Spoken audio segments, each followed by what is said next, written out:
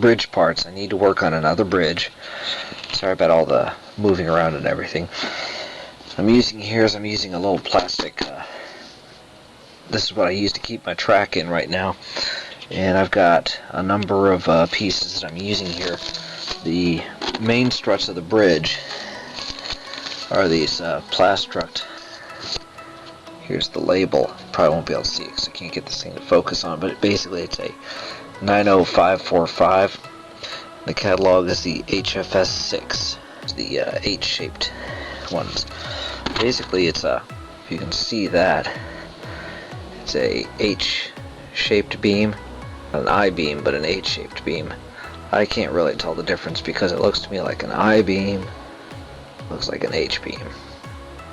I-beam, H-beam. So what I've got, and then I've also got I've got T-sections. The T-sections are the Plastruct 9052, 90562, and the catalog is TFS2. These are T-shaped, and these will go. I'll show you one of the bridge pieces I've already made for another section. These are the H-beams right here, and I got I-beams that go here in the center. T-beams, that's what they're called. And then for these parts that I've got in the middle right here, that's I-beams, 90513, and the catalog number is the BFS4. So I'm using 3 different styrene things to do this with. Let me move this over in the light so we can see this a little better. Hang on. Okay, so, and again those numbers were T-beams. The T-beams were the TFS2 90562s.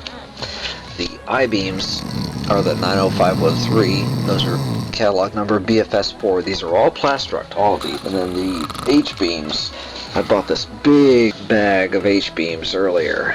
And when I first started making the bridges pieces, this is the 90545. Catalog number is HFS6. These are all pretty much, I just wandered into Hobbytown and started looking through all the Plastruct stuff. And what I'm using as a template is I've got this issue of Model Railroader to July 1982.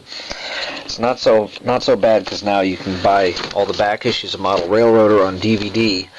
Basically what I do is I use this right here as my template for building all my bridge pieces. So you can see I got the T-beams right there, the I-beams right there, and these are the H-beams going across here. Doesn't say what to use, I just use that as my kind of ready template.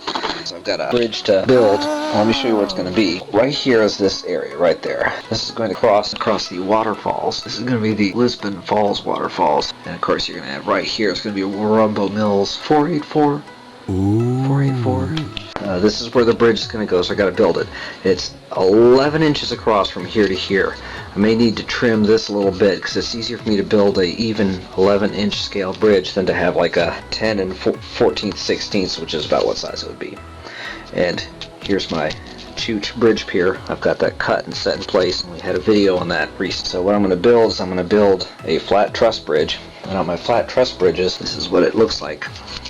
Except this one's built in an angle. So remember, I'm one that most people haven't seen thoughts on bridges. It goes angle, straight, straight. And then what I've got on this one is I've cut some straight styrene and glued it right on there, and this kind of forms the wall because the trains wouldn't go right across there. They would have this little short wall right there, and I've kind of used my Atlas ones, and these are not prototypical sized girders. On these girder bridges, these are really small. It should be a lot bigger than that. This is a code 80, and it's going to be going to code 55. What I'm going to do is I'm going to take the rail joiners right there, and I'm going to kind of wiggle them, make them fit in place, cramp them down on the code 55 track. There it's kind of like bigger, so I'll have to cramp that down with some pliers. Okay, so anyway, coming up on the next video, I'm going to show how to build one of these kind of trains, how it's done detail by detail. The CA I'm using is by Hobbytown, and I talked about this on my blog once before. This is the medium viscosity. I'm trying to get this to zoom in on it enough to read, and it's really not focusing in on it all that well.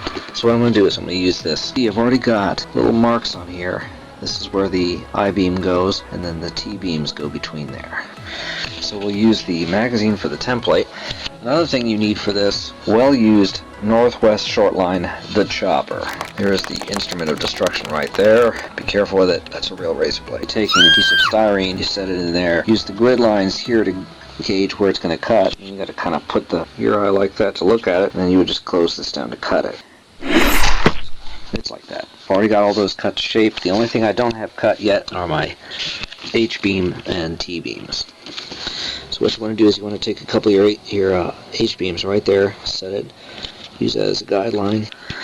And as you can see, the package warps them. Now I'd spent a lot of time trying to get these straightened out. If I can't fix the warp, what I'll do is I'll cut the styrene right there and then glue it together. And what you do is you cut a small piece of styrene. Here's an example right here. I cut some pieces of styrene and used them as like weld plates. This is prototypical. You'd put that on there, and it's just a rectangle, and you glue it in place, and it almost looks like a weld plate. If I had any of those 3D rivets, I'd be sticking them on there, because this thing should just be crawling with rivets. But you got to get this set. It goes right about there. I made a little pen mark to show where I need to cut it. So this part here fits inside there, and then you glue that down.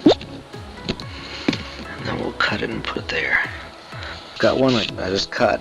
I should have this size to fit right there and there. The whole idea is that the bridge has to fit within this template.